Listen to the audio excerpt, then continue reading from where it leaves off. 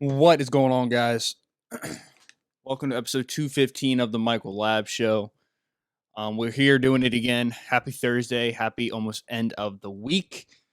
Um, let's get right into it. I don't think I have much to ramble on. I don't think I have much time to fill.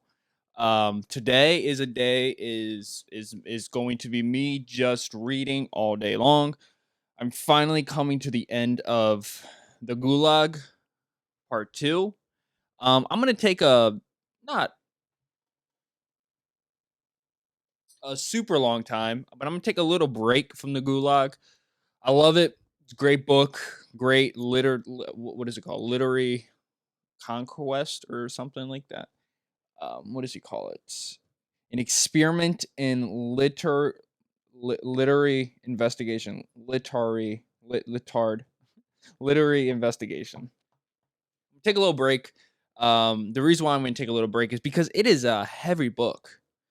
It is a heavy book, and it is a book that requires a lot of um focus. I've been watching Taylor read books, and she just rifles through them.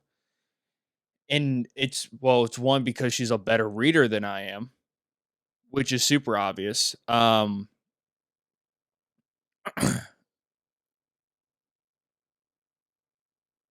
Like she's definitely a better. My brain just broke. Sorry.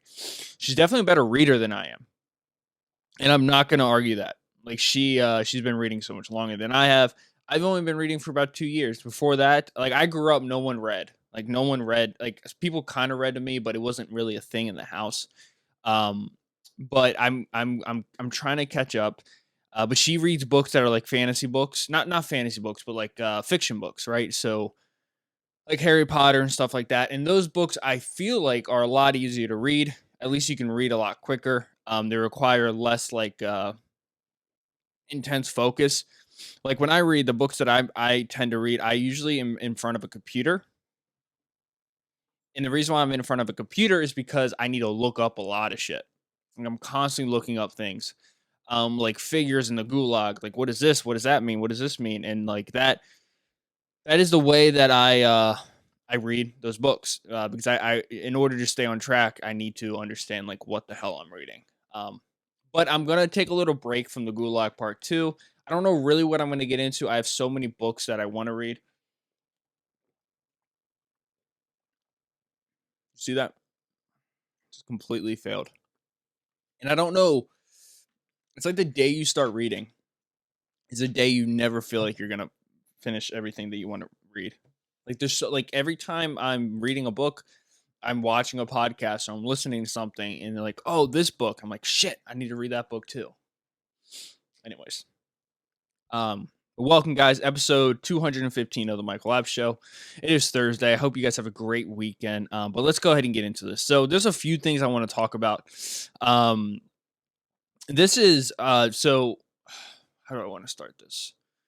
There is a Belarus sprinter flies to life in exile as her recording of threats from Olympic coaches emerge.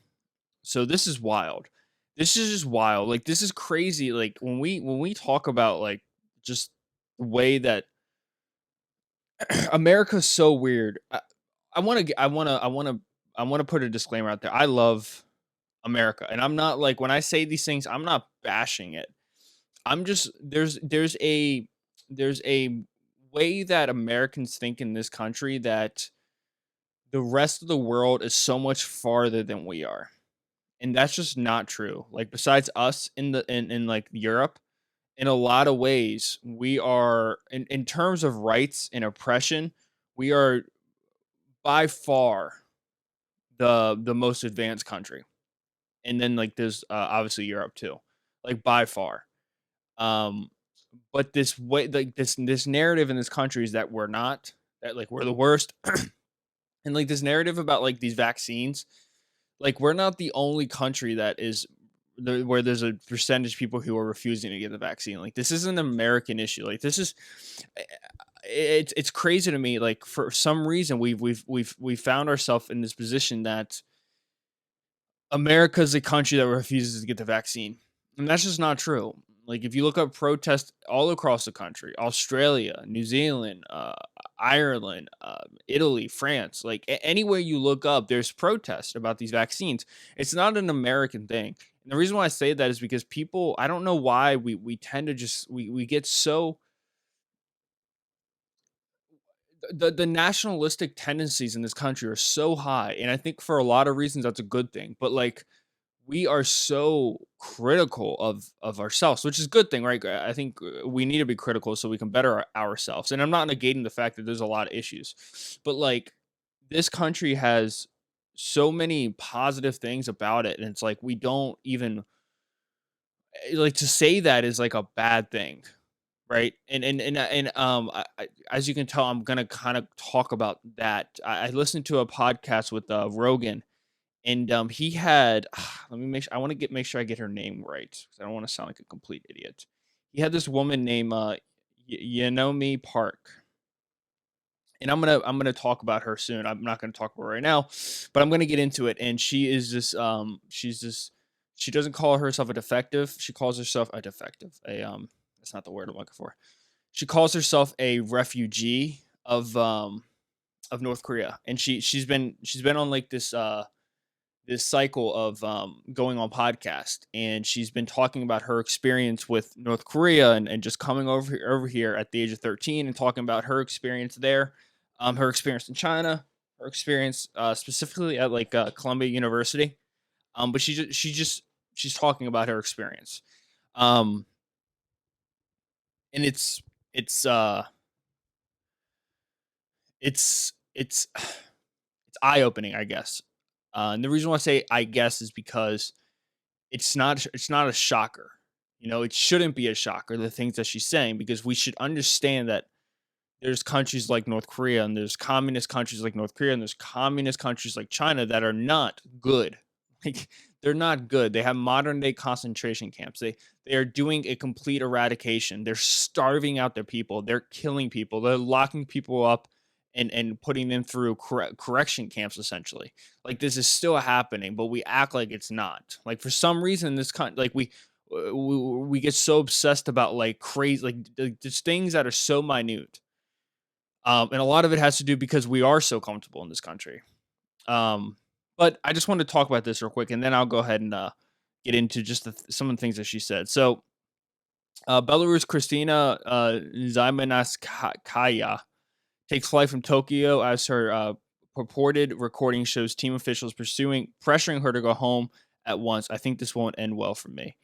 So basically, I guess let me read a little bit of the article.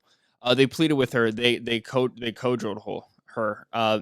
They even gave her a history lesson, and when all that failed, they tried to force her home to face the wrath of a dictator. As a reported recording has emerged on the news outlet Medusa of an angry meeting at the Tokyo Olympic Village on Monday, in which Belarus team chiefs try to persuade sprinter Christiana to return home after criticizing her coaches on Instagram.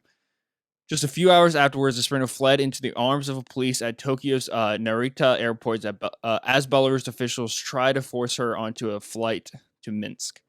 Um, on Wednesday, after 2 days hold up at the Polish embassy in Tokyo, she was back at Narita to take a flight to a life of exile in Europe. The former Soviet Republic of Belarus is considered Europe's last dictatorship under its autocratic president of 27 years, Alexandra Lukashenko, who clings to power using torture, rape, and murder as tools of political repression.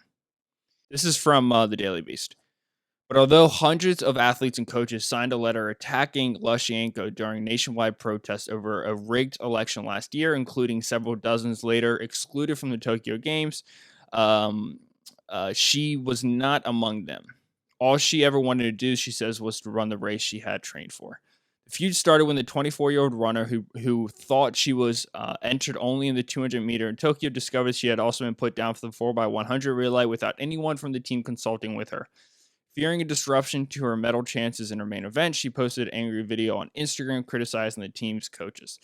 The post was quickly taken down, but had already been noticed back in Minsk, and the order came through for her to return home immediately. That's terrifying.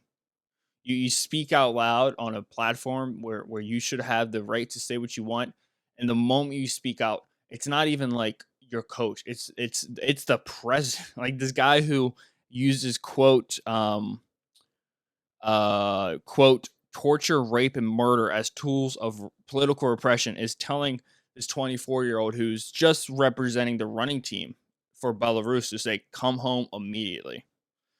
On Monday morning, the sprinter was woken by Belarus chief athletics coach Yuri Mosachev and another team official, Artur Shumak, who informed her of that decision. She refused, insisting that she would stay and run the race she had come for.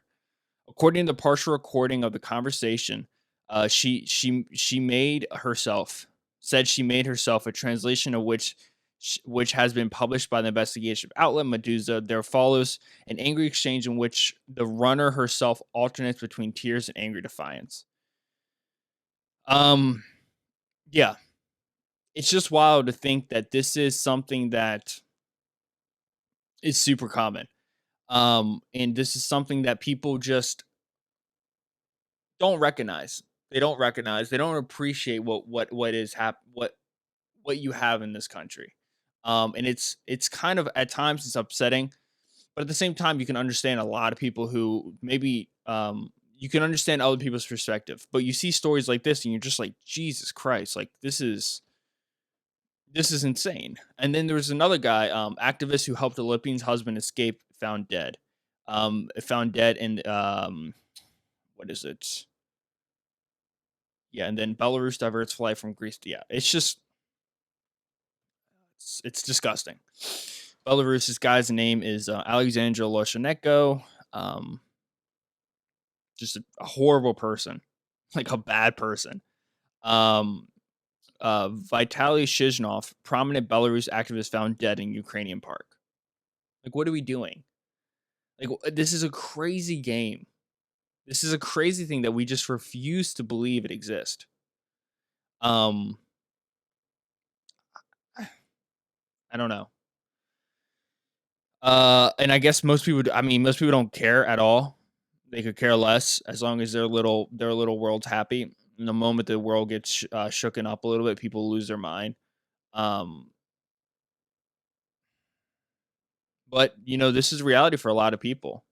This is the reality for a lot of people. There's still countries out there where they have a full on dictator. Um, full on dictator who just doesn't care about humanity, who's out there just trying to lead with the iron fist and will kill if something happens. Um, what else? What else is happening? Um, I kind of want to get into the whole Robin Hood thing. Did you see that? I didn't buy into it. I should have. I don't know why I didn't buy any stock in Robin Hood. I mean, as of Wednesday, it is currently 9:56 in the morning, and the stock is up. Okay, yeah, so it was up like 100%. Oh, let me see. At one point, it was up 90%. Now it's up 68%. It's hilarious how Robinhood has completely changed the game for everybody. Even like the app, like even the trading platform, which is an app, right? It's an app, which is strange to think. Goes ahead and goes ahead and it's known for running up GameStop and AMC, and then it goes public, and then Robinhood gets run up. It's just hilarious. I don't know. It's just funny. It's funny how it's. I'm in the stock market, and I don't think it's stock market manipulation. I don't think it is. I think retail investors are a different breed of retail investors, and the market's gonna have to get used to it because it's here to stay. The same way I think hedge fund managers go on CNBC and they say Ray Dalio says, "Oh, these stocks are they're they're headed for the downfall." And then next thing you know, the next day he buys a shit ton of Apple after he says Apple's gonna fail. Like I think these people hedge the bets. I think this is what they do. And I don't think anyone cares when hedge fund managers do it or when like huge stock exchange do it. No, everyone just turns the other way. But when it's like retail investors, people lose their mind. Like when the small when the lower class or the middle class or the non-rich people start making money, people lose their mind. But when like the rich uh manipulate the market to make more money, nobody cares. And it's just upsetting because like Robinhood is I think it is a future of finances.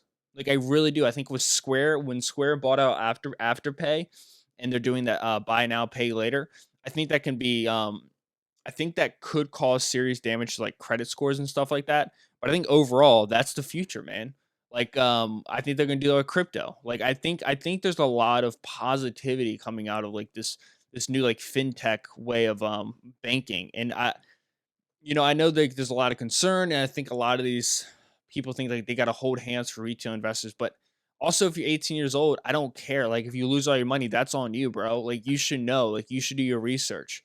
Like, if someone gets a motorcycle license, right? There's certain things that you're told to do, like wear a helmet, drive slow, blah blah blah blah blah. But guess what? There's people every day who get on the highway in their Yamaha or the Harley Davidson, and they go 150 down the highway, and they crash, and their whole body's blown up into pieces. But they've been told everything that they're supposed to do. And with stock investing, I think it's your job to know what you're supposed to do. And if you lose money, you lose money. I don't think that's I don't think how can you point the finger at anybody? Um that's just my opinion. And I know it's like it's a little harsh. People say, "Well, maybe they don't know what this is." I didn't know what that was. You got to learn. Like you have to learn. You got to go out of your way to learn what they are before you get into it. Like, are you $100,000 in debt? You probably shouldn't be investing. Maybe, I don't know. Who the hell knows? In my opinion, maybe not. Should you have $10,000 in your savings, or should you invest it? Is that $10,000 going to be worth $995 or $9,000 in 10 years? Or you can invest it and watch it go up 10% each year, up 100%, turn it into $20,000 instead of having $9,000 at the end of 10 years because of inflation. I think it's there becomes a point where you have to, like, there's responsibility on the consumer. And it's not like Big Brother should not be watching over us. Big Brother's the government. The government should not be holding our hands. They should help us, right? They should help give us some tools. But Big Brother, once they make rules, they're not going to take them away.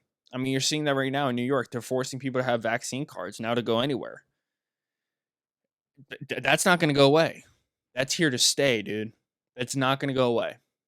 And thank God for Governor Hogan. He is taking a strong stance and says we're not talking about masks, we're not talking about lockdowns, we're talking about the vaccine. Um, there's this Dr. Galib I've been watching. Um, fuck, what's his name? Um, Former FDA commissioner. Yeah, there he is. Scott Gottlieb. I've been watching this guy every morning, whenever he's on.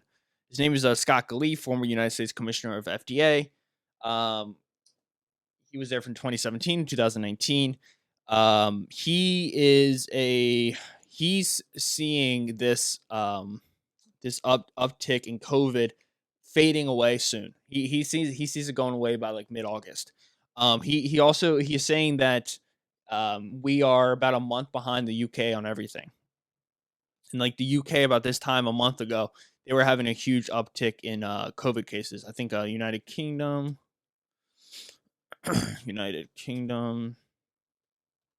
COVID.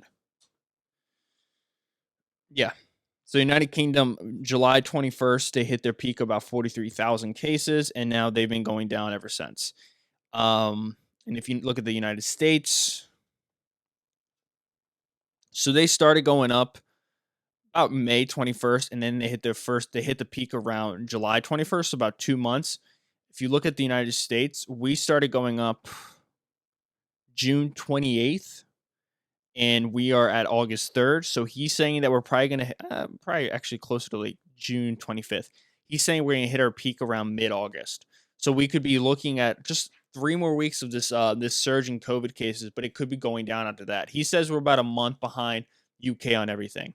And he's a lot smarter than I am. Why would I argue against him? But I totally believe that. And I think if vaccines are going to keep going, once it becomes fully FDA regulated, he's saying that's probably going to be by September.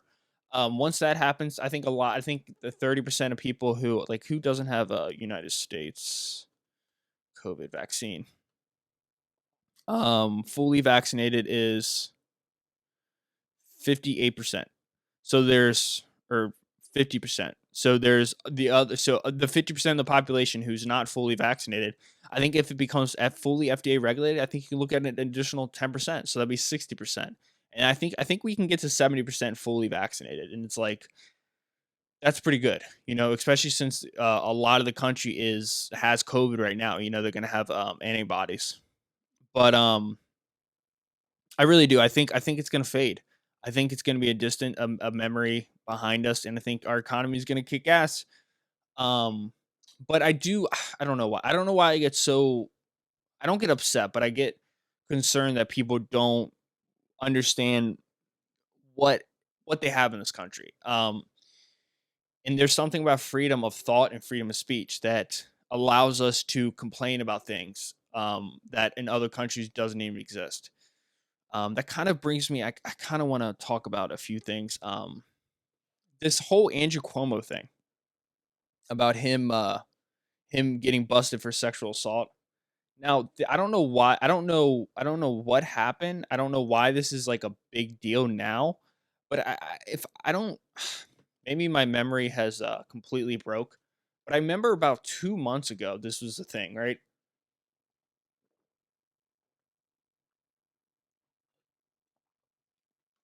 Like I remember like 2 months ago, Andrew Cuomo was getting busted for this. Like there was definitely girls coming out saying, "Hey man, he did this to me. Hey man, he did this to me." And now it's like a huge deal. And I think it's because um uh they're actually there's a case on it now. But this isn't like shocking to me. And it's actually kind of hilarious. Like I think all these people in power do it. I mean, and I'm not defending Trump. I'm sure he has history of it. We have videos and photos of Joe Biden being weird with young kids, wanting them to like rub his legs and shit like that. We know Bill Clinton went to fuck island with Jeffrey Epstein. Um, we know we know these politicians are sexual predators, right? We know this, and nothing's gonna happen. Here's the truth. There's a reason why 2 months ago when it was happening, nobody said a damn thing. Like we just talked about it. President Biden didn't speak out on it. Nancy Pelosi didn't. No one spoke out against it because they could cover it up. But now, when you have, I think it was the attorney general or someone like that, they come out and then they say we did an unbiased investigation. 10 people. Uh, he. It's true. It happened. Now you have people coming out. Joe Biden's condemning him. All these people are condemning him. But like we all know, or I don't know if we all know, but like all these people, like allegedly, I'm sure they all have something like in their closet. It's just weird to me that like we pick these pawns and we just sacrifice these pawns. Like what they've all done is fucked up, dude. Like Bill Clinton is a he's a allegedly he went to fuck island with Jeffrey Epstein. Allegedly, he went on the plane numerous times, but nobody cares. Nobody talks about it. And no one's going to give a fuck about Andrew Cuomo. In 1 month, it's going to be done. It's going to be done. He's still going to be the governor. He's not going to step down. Nothing's going to happen. And that's just the truth. That's just the truth of it. Girls are going to continue to get sexually assaulted, and nothing is going to happen. Because here's the one thing that both parties can agree on: sexual assault on kids and on women is not a big deal. It goes away. We just write it off. He's not nothing is going to happen to him. I guarantee it. And it is one of the worst things about this country is that we just write it off. If you just stop reporting on it, it doesn't matter. Andrew Cuomo, his brother works at CNN. Like it's not it's going to go away. I'm going to continue to talk about it because it's disgusting. Um um yeah, it's disgusting. um and obviously he's denying that he did it, but he is and then like you remember Jeffrey Tubin guy who got caught masturbating on Zoom? Like he got in trouble more than any of the other guys for masturbating on Zoom. Like what's going on? It's such a I don't know. It's such a crazy thing. And then they go after Obama for having a party of 600 people. Last time I checked, there was no restrictions. So why does it matter? Let the dude party, bro. Yo, that's Obama, man. He was 8 years in president. He's a G, like he's the best. I like Obama. He's a super intelligent. I mean, he maybe dropped way too many bombs and they might have ran out of bombs according to one of the Joe Rogan Experiences podcasts with that guy. His name. They might have ran out of bombs because they were dropping them too much, but but he seemed like a cool guy, but they're like losing his mind because he's throwing a party. Like, chill out, bro. Chill out. It's all good. Let Obama get down, man. He's a billionaire. I'm pretty sure he's a billionaire. How much is he worth? Obama net worth 40, 70 million. Yeah, right. What about his wife, Miss Obama, Michelle Obama? She's worth a lot of money, dude. She's got that book, and that book is like a bestseller for like thousands of years straight. The net worth of them is 40 billion. They're not going to give me her net worth. I'm going to go on a limb here and say they're worth over $200 million. I'm just going to go on a limb. I could be completely wrong. Yeah, so that's that. That's me just making fun of hypocrisy again, because that's what I should name this podcast, Michael Hypocrisy. um, Somebody tried to shoot up the Pentagon. That was upsetting. Georgia man dies after allegedly stabbing and killing an officer outside of the Pentagon. Hannity slams New York City's vaccine passport protocol. I think that is I don't know. I don't know how I feel about that. Um, the assumption is that everybody who is not getting the vaccine is because they're Trump supporters, which is just not true. That's just like not like we got to put that is just not true. That's just not true. 50% of the country, like it's crazy. I mean, the numbers line up pretty well. I mean, if you look at it, like I just said, it actually lines up pretty well. 50% has it, 50% doesn't have it. Joe Biden won, just barely won. So it's like maybe that's true. Like there's definitely some evidence pointing that direction. But like I know plenty of Trump supporters who've gotten the vaccine. Um, but it is one because I've spoken to a few people like in the medical field, and they just because you don't get the vaccine doesn't mean you're a Trump supporter. It means sometimes like you haven't like your body can't take it, right? Like you have a really weak immune system and it's dangerous. And that's one of the reasons why other people need to get it to protect those people. Like that's saying that it doesn't like if you have the vaccine, like getting the vaccine protects people who are immune compromised, right?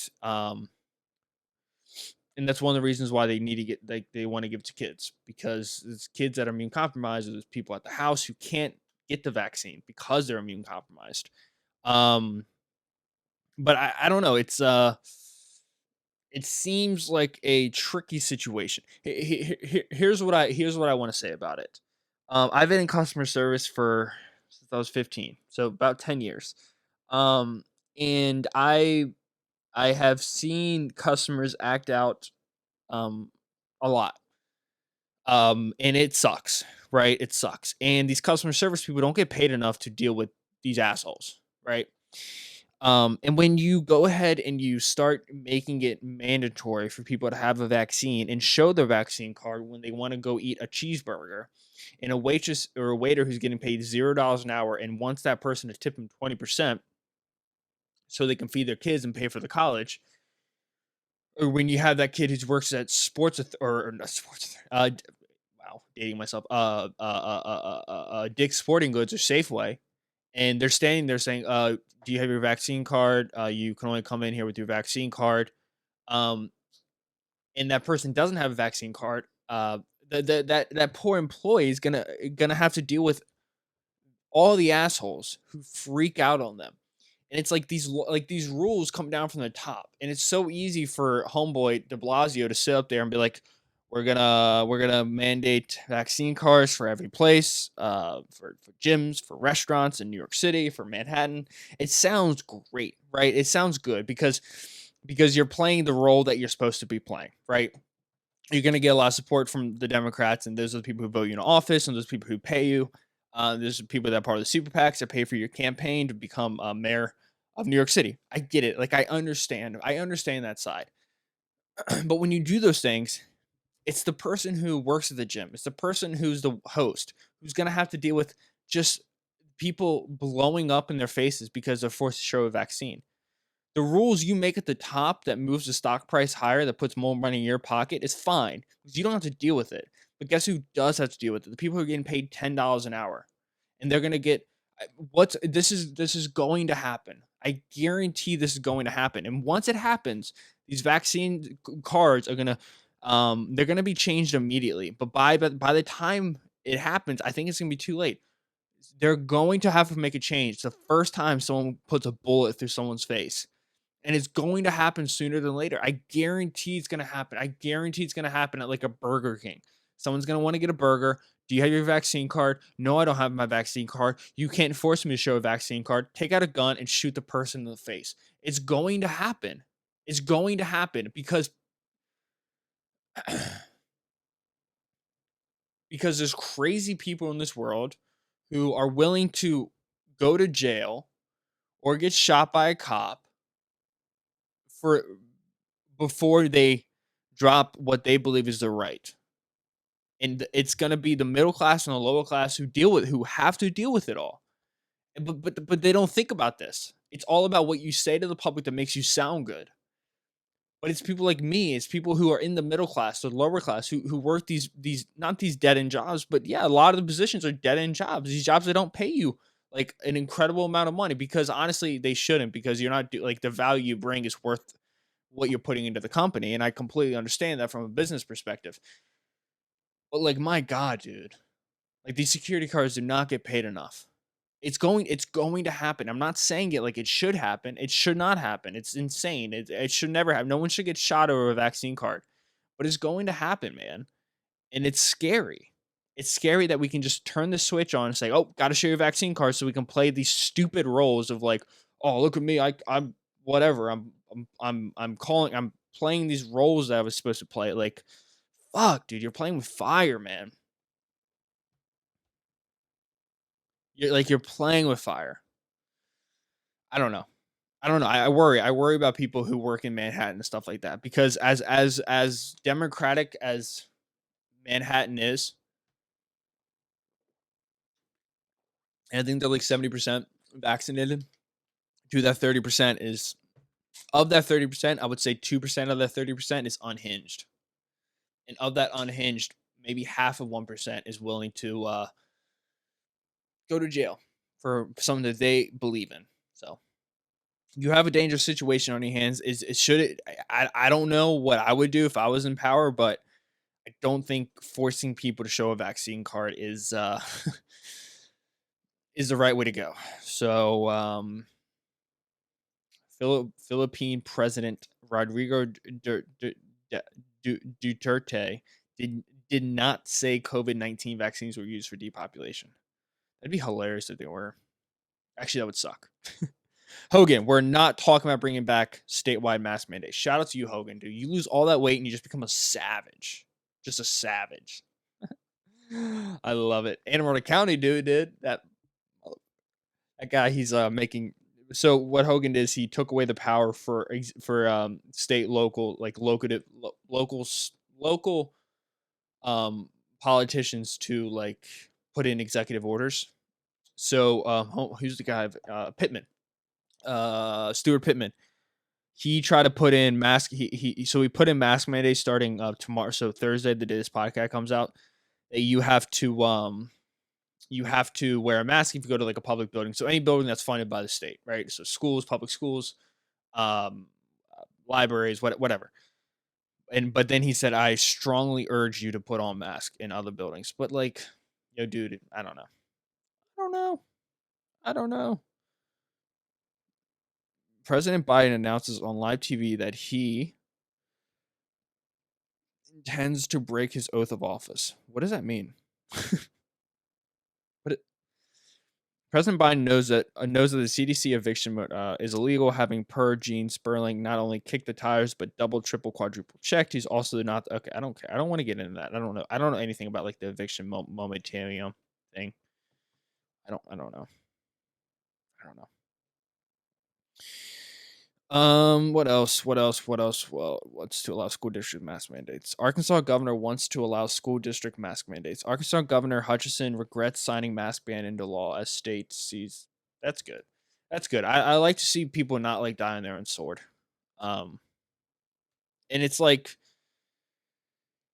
I'm not anti-mask. Like I'm not. I wear a mask everywhere I go. If I need to wear a mask, I wear a mask. But like at the same time, I don't really know, but I like to see people changing when the science points a certain direction. And if the science says you need to wear a mask, then wear a fucking mask. Like if I'm in an area where people are, you know, who there's people who are very sick, there's people who are they could get very sick if they get it. Like if I'm around old people, I'm gonna put a mask on. Like I'm not gonna be an asshole and like refuse to put a mask on. I want to keep people safe. I'm very conscious of that. Like I'm not out there to try to get people sick. And I don't want people to think that. But I'm also very much and I also think people should be able to make the choices they want to make. And I know that's an issue because, well, if you don't get the vaccine, your choice is to kill somebody. So I don't know. What else? What else? What else? Taliban says they have changed. Yeah, that's awesome. Cool. Whatever. Like, whatever, dude. Oh my god, that's brutal. Anne Arundel County. Must choose vaccination or testing. Face unpaid suspension for breaking. Back to mask in Anne Arundel County. Annapolis government buildings. Judge denies Dock Street Bar and Grill lawsuit against City of Annapolis over outdoor dining area. Locals report moose sighting Savannah Park. What the fuck? This is local. Okay. So, okay. There's a. There is okay. There are places in this country where homelessness is really high, and is very poor. There's places in this country that are super affluent and super rich that they have one or two homeless people, and these homeless people have names. There's one in this area called Savannah Park. Savannah Park is a very wealthy area, one of the wealthiest areas in Anne Arundel County. And they have, I don't know, five homeless people, maybe five homeless people, but this is one specific homeless person. His name is Moose. We call him Moose. He has been cited in Savannah Park. I'm just gonna read this article real quick. It's adorable. It actually is adorable. So, but it is it just goes to show like where I live or where we live. You see that smoke dog getting high as shit. Um, Savannah Park residents were pleasantly surprised to see a familiar face recently turned up on the bench at the corner of Baltimore Annapolis Boulevard and Ritchie Highway. Savannah Park native author Arthur Moose Williams has been living with his brother in Laurel, Maryland since an extended hospitalization in January 2020. Williams needs time to fully recover and quarantine, so after his discharge, he and his brother felt it best for the siblings at least temporarily live together. Immediately following Williams' return to Savannah Park, Facebook discussion threads started as people happily announced the Moose sightings, with neighbors asking where he had been and was he in need of anything. Williams came to town to renew his non-driver's license identification in late July, which expires on his birthday last month. After arriving at the MVA in Glen Burnie, Williams learned that he needed an appointment and extra documentation to comply with the Real ID Act. With an appointment in early August, Williams is staying in Savannah Park until then and thoroughly enjoying his local celebrity status. I love that he's a celebrity. That's hilarious. Look at him just crushing ribs and coleslaw and a sweet potato at Adams. Get after it, dog. You're the best. Many people who have in the past supported him with friendship necessities or a bit of cash have been stopping for a brief chat or more often a wave and a hearty honk. A hearty honk of a car horn. Hearty honk of a car horn. He likes the attention and responds with his trademark smile and chuckle. Williams says he's feeling very good these days, though the high temperatures do cause his feet and ankles to swell. He has lost some weight. To pass time, he has done some small jobs for Macy's Corner Exxon gas station. In exchange for his labor, Williams says he's paid enough money to eat several meals to purchase a few scratch offs. He recently painted the curbs around the pumps at bright white. Get after him, Moose, you the best. He didn't expect to see that his favorite breakfast spot, McDonald's, was closed for remodeling, so he's spending some of his time on the other side of Ritchie Highway at Royal Farms and in the Giant Plaza. When asked where he's staying, he sticks to his standard here and there response, but adds that he's inside at night. He expects to return to Laurel after his appointment at the NBA last week, but he says he would be happy to stay here in his hometown. When he returns to Laurel, he can be found at the intersection of Route 198 and Red Clay Road in front of 7-Eleven. Williams says that his new friends in Laurel are nice, but adds not like here. And then he chuckles. To learn more about that's hilarious. I love it. I love it, dude.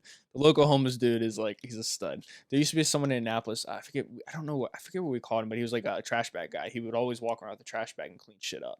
He was the best. But that's it, guys. I don't really have too much more to get into. Um, I was everywhere on this podcast, and I apologize for that. Some episodes are better than others. Some days I like my ADD is like okay, but some days it's just like through the roof. Like days like today on Wednesday, I have nothing to do, so I just want to read my book, relax, finish my book, enjoy the day, enjoy the weather. It's nice and cloudy outside. Actually, it's pretty nice. It's been so hot lately, so it's nice to kind of have it cooled off. Um, but that's it. I don't really have much more to get into. So I'll see everybody on episode 216 of the Michael Lab Show. Thank you so much for listening. You can donate to the podcast. The link is in the description below. In addition to that, like, comment, subscribe, follow on YouTube, subscribe on YouTube, follow and rate on Apple Podcast, and go ahead and listen and follow on a Spotify podcast. Thank you guys so much for listening. I'll catch you guys in episode 216 of the Michael Lab Show. Peace out. See ya. Have a beautiful, beautiful weekend.